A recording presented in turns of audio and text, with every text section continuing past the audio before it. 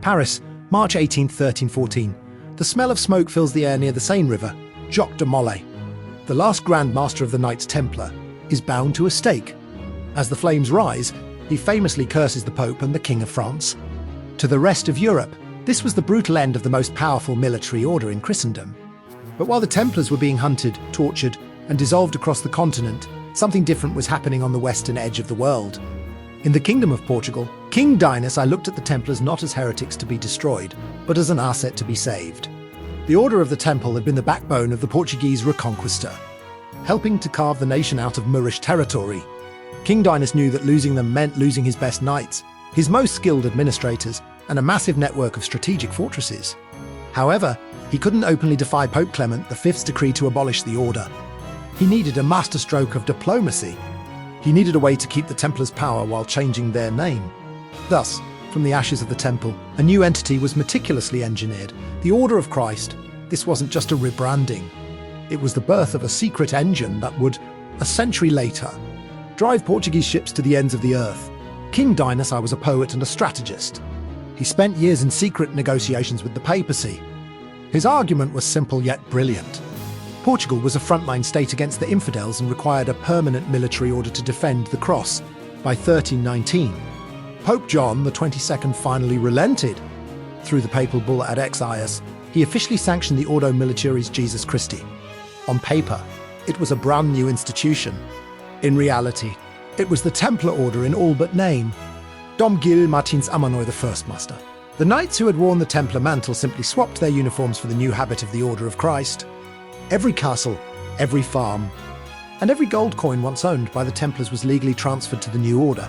The legendary castle of Tomar, the former Templar nerve centre in Portugal, became the official seat of the Order of Christ. Why did this matter? Because while other European monarchs seized Templar wealth for their personal treasuries, the Portuguese crown integrated that wealth into a national mission. The order was granted spiritual jurisdiction over lands yet to be found, a legal loophole that would later give Portugal a monopoly over the Atlantic. By the time the 15th century arrived, the Order of Christ was no longer just defending borders. It was looking at the horizon, under the leadership of Prince Henry the Navigator, who became its Grand Master in 1420. The Order's vast treasury would become the venture capital for the greatest maritime expansion in human history. The survival of the Templars in Portugal is one of history's greatest open secrets. If you find this transition from warrior monks to imperial architects as fascinating as I do, make sure to hit the like button and subscribe. It helps the algorithm share these hidden chapters of medieval history with more people. The survival of the Templars in Portugal is one of history's greatest open secrets. If you are watching us on a TV right now, simply scan the QR code on your screen to subscribe and join our community of history enthusiasts. If you are watching on your smartphone, show your support by hitting the hype button right now. It helps this hidden chapter of the Order of Christ reach a global audience. Let's continue the journey into the Sea of Darkness. To understand how the Order of Christ built an empire, one must understand that they were not just a group of knights, they were a sovereign power. While other military orders in Europe were often seen as a threat to the crown, in Portugal, the order and the crown became two sides of the same coin. Temporal and spiritual jurisdiction, the order possessed a unique legal framework known as double jurisdiction. Temporal power, in their territories, the order functioned as the government. They collected taxes, administered justice, and managed the land as secular lords.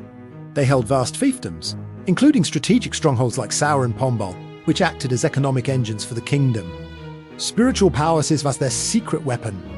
The popes granted the order the right to establish spiritual authority over all newly discovered lands. This meant that every church built in Africa, Brazil, or India fell under the order's administration. They weren't just discovering lands. They were legally and religiously incorporating them into their own global network.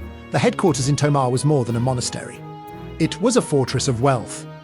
Inheriting the legendary Templar financial acumen, the Order of Christ managed a massive portfolio of agricultural lands, maritime trade routes, and tribute rights. This wealth was locked and could only be used for the defense of the faith and the expansion of the kingdom. This created a permanent, untouchable fund for exploration, what we would call today a sovereign wealth fund. The year 1420 changed history forever. King John I appointed his son, Prince Henry the Navigator, as the administrator and Grand Master of the Order. This move effectively merged the Order's financial treasury with the Crown's geopolitical ambitions. Prince Henry didn't just use his own money to send ships into the Sea of Darkness.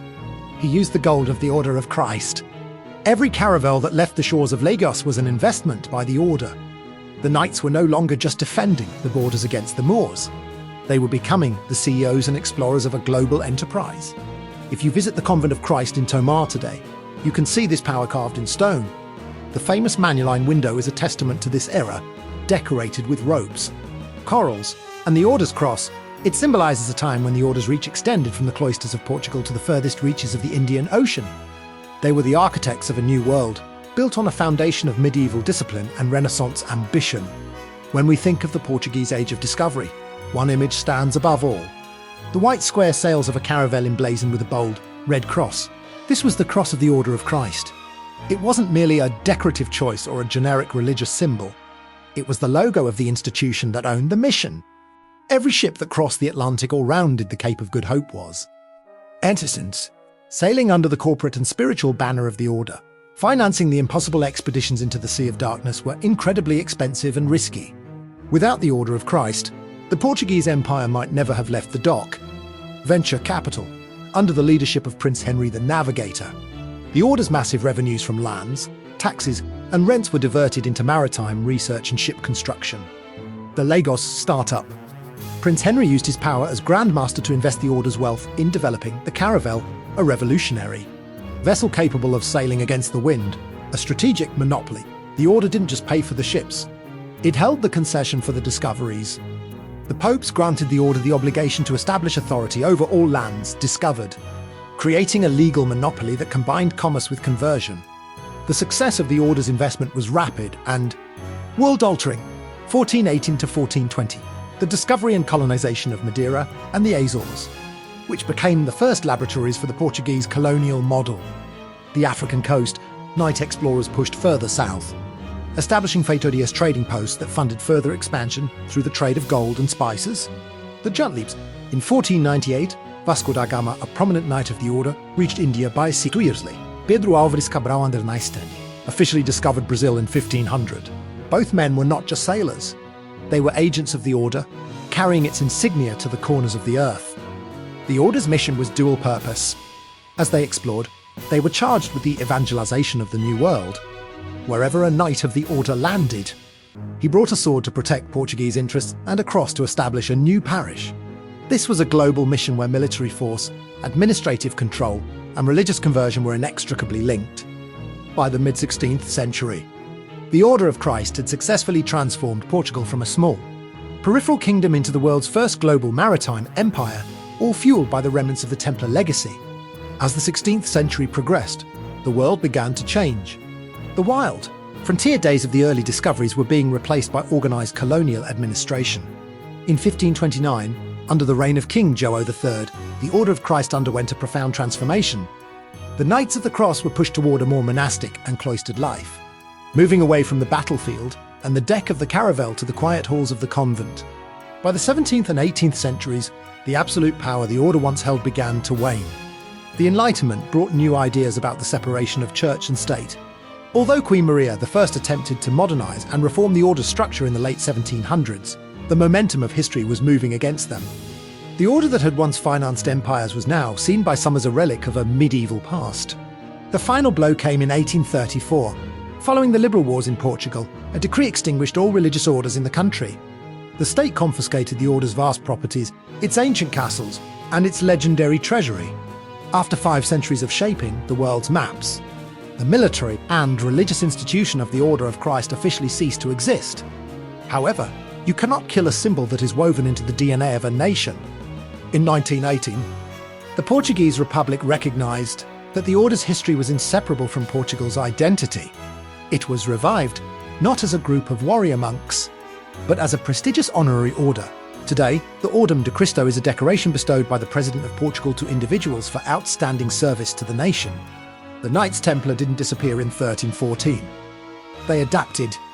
They became the architects of the first global empire under the banner of the Order of Christ. From the stone rotunda in Tomar to the far reaches of Brazil and India, their legacy is written in the geography of our modern world. When you see the Red Cross today, on a flag, a monument, or a historical ship, remember that it represents the intersection of medieval faith, royal ambition, and the relentless human drive what lies beyond the horizon.